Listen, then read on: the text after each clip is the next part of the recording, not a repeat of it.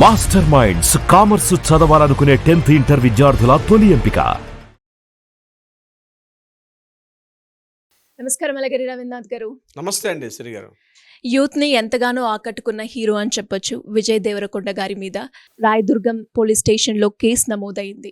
And రీసెంట్గానే retro cinema pre release ఈవెంట్లో తను చేసిన వ్యాఖ్యలు ఏవైతే ఉన్నాయో తీవ్ర దుమారాన్ని రేపాయి అని చెప్పొచ్చు. ఇంతకీ అసలు ఏం జరిగింది, ఎందుకు ఆ పదాలు వాడాల్సిన అవసరం వచ్చిందంటారు? దీనికి సంబంధించిన అప్డేట్స్ ఏంటి సార్?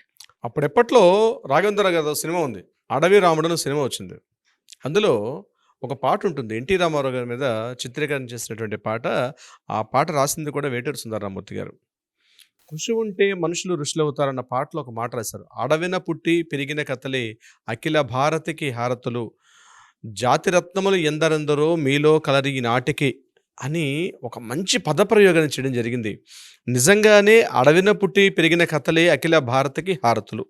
వాల్మీకి మహర్షి మొదలుకొని ఎంతోమంది మహానుభావులు మన జాతికి మనకు అందించి పెట్టినటువంటి భిక్ష అయితే ఎంతో అయితే ఉందో ఇంత అంతని చెప్పలేం. ఈరోజు ఆధునిక సమాజంలో మనం ఎస్సీలు ఎస్టీలను మాట్లాడుకుంటున్నాం, కానీ ఇది మోడర్న్ సొసైటీలో వాళ్ళ కల్చరే లేకపోతే, వాళ్ళు ఉన్నటువంటి ఐక్యతే లేకపోతే బహుశా ఈ జాతి మనుగడే కష్టంగా ఉండేదేమో. వ్యవహారికంలో వాళ్ళ మీద మనం చేసినటువంటి కొన్ని అనుచిత వ్యాఖ్యల్ని ఉద్దేశిస్తూ వ్యవహారికంలో వాళ్ళ మీద ఇటువంటి జరగకూడదని చెప్పి మన చట్టాల్లో వాళ్ళని రక్షించుకుంటూ ఇటువంటి పద ప్రయోగాలు చేయకూడదని చెప్పి మన చట్టాల్లో కూడా కొన్ని సెక్షన్లు జోడించడం కూడా జరిగింది. అవి ఎస్సీ ఎస్టీ అట్రాసిటీ కేసులు అంటారు.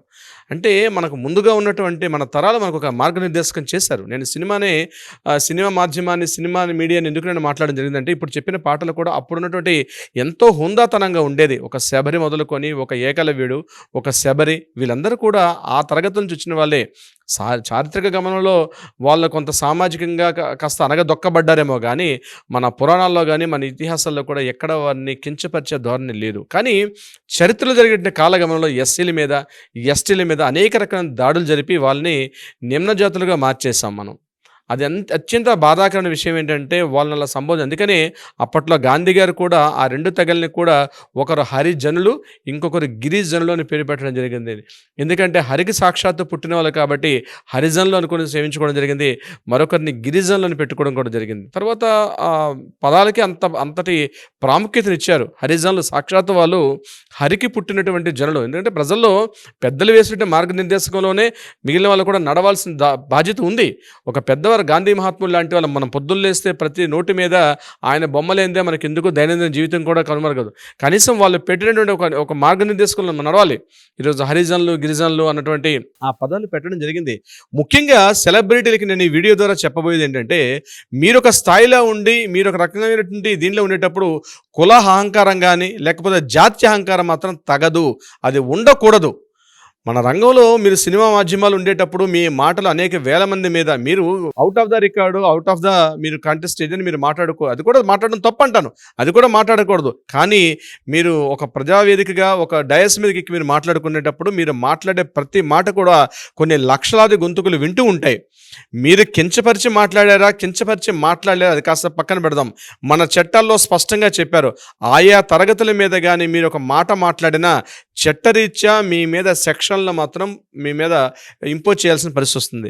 ఇంత ఉపద్ఘాతాన్ని ఎందుకు చెప్తున్నానంటే, ఇటీవల రెట్రో అన్నటువంటి మూవీ మీద విజయ్ దేవరకొండ గారు కొన్ని అనుచిత వ్యాఖ్యలు చేశారు. అంటే పెహల్గాంలో జరిగిన దాడికి దానికి ఆయన సంఘీభావాన్ని తెలుపుతూ ఎప్పుడో 500 ఏళ్ల సంవత్సరాల క్రితం మన దగ్గర ఉన్నటువంటి కొంతమంది ఆటవిక తెగలు, ముఖ్యంగా కొన్ని గిరిజన తెగలు అంటే షెడ్యూల్ ట్రైబ్స్ ఎలా ఏదో కొట్టుకుంటున్నారో ఆ రకంగా ఉంది అని చెప్పిన ఏదైతే ఆయన పద ప్రయోగం చేశారో ఆ పద ప్రయోగాన్ని తప్పు అని చెప్తూ కృష్ణరాజ్ చౌహాన్ చేతుల మీద అండ్ ఆయన యొక్క ఆధ్వర్యంలో ఉన్నటువంటి లాయర్స్ అసోసియేషన్ మొత్తం అందరూ కూడా వెళ్ళి నిన్న రాయదుర్గం పోలీస్ స్టేషన్లో కంప్లైంట్ చేయడం కూడా జరిగింది.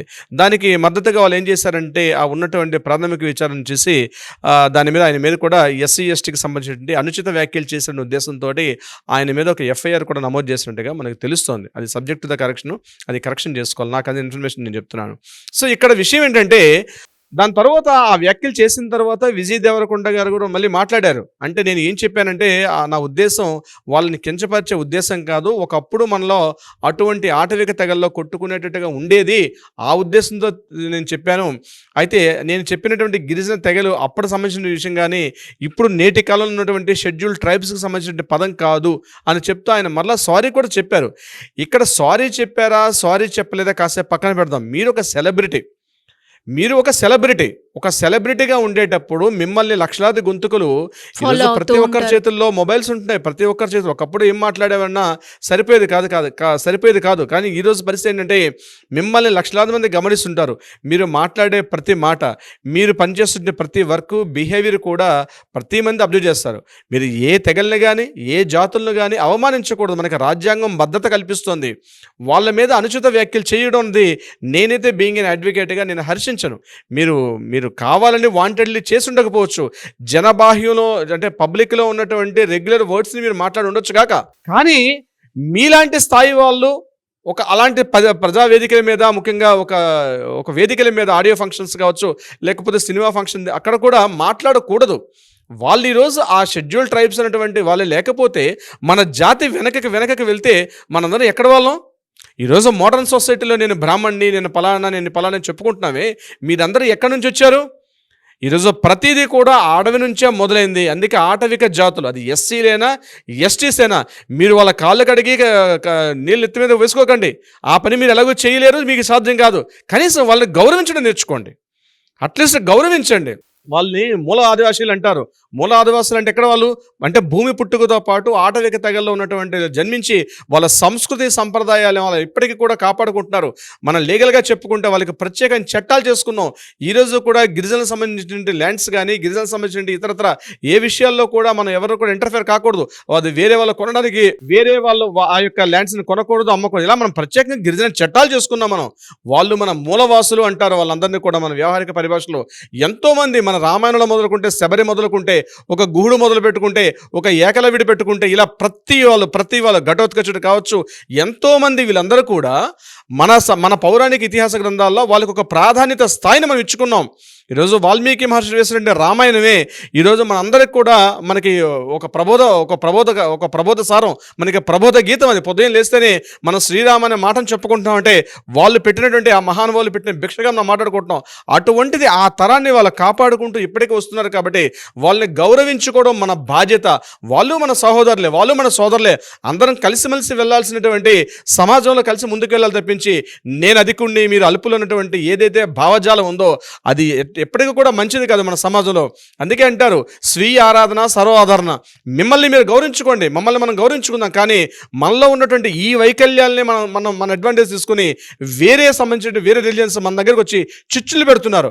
మనకి ఈరోజు ఉన్నటువంటి ఎస్సీలు కావచ్చు, ఎస్టీస్ కావచ్చు, ఆయా సోదరులు మనతో పాటు కలిసి లేకపోతే సమాజానికి గుడి ఎంత ఇంపార్టెంటో బహుశా కొన్ని సందర్భాల్లో గుడి కూడా అవసరం ఉండకపోవచ్చు. కానీ ఉదయం పూటలో లేచే పారిశుద్ధ్య కార్మికులు మన సహోదరులు. వాళ్ళు ఉదయం పూట రోజు పొద్దున్న వచ్చి మన వీధులు ఉడకపోయినా, మనకు ఉన్నటువంటి డ్రైనేజీలు క్లీన్ చేయకపోతే మన పరిస్థితి మనం ఎక్కడ ఉంటాం? మనం అది గుర్తుపెట్టుకోవాలి. ఆటవిక తెగలు కూడా వాళ్ళు చేసినటువంటి మన జాతికి వాళ్ళు చేసిన కృషి ఇంత అంత కాదు. తక్కువ పని చేసావు కాబట్టి తక్కువది, పెద్ద పని చేసే పెద్దవాళ్ళని పేరు కాదు. మన ఇంట్లో ఉన్నామంటే మనకి బెడ్రూమ్ ఎంత ఇంపార్టెంట్ పక్కన పెడితే, మనకి పూజా మందిరం ఎంత ఇంపార్టెంటో వాష్రూమ్ కూడా అంతే ఇంపార్టెంట్. మనకి 2 ఉంటేనా ఇల్లు అంటారు, కానీ ఒకటి ఉంటే ఒకటి లేకపోతే ఇల్లు అన్నారు. అదేవిధంగా మన సమాజంలో కూడా ఇన్ని వర్గాలు కూడా కలిసి వెళ్తేనే అది సమాజం అవుతుంది. ఆ సమాజంలో ఒక ముందుకెళ్ళి ఎటువంటి తారతమ్యాలు లేకుండా ముందుకెళ్ళాలి. ముఖ్యంగా ఇలాంటి వేదికల మీద సెలబ్రిటీలు దీన్ని మైండ్లో పెట్టుకొని ఖచ్చితంగా మాట్లాడాలి. ఆయన మాట్లాడే విధానం అయితే నేనైతే హర్షించట్లేదు. అంటే తప్పుగా మాట్లాడారా, ఆయన ఉద్దేశంతో మాట్లాడారా, ఆ ఉద్దేశం లేకుండా మాట్లాడారు, అది పక్కన పెడితే అలా మాట్లాడడం, అలాంటి వేదికల మీద మాట్లాడుతూ ఒక వర్గాన్ని కించపరుస్తూ మాట్లాడడం తప్పు. నేనైతే హర్షించను. ఇలా ఉండకూడదని కోరుకుందాం.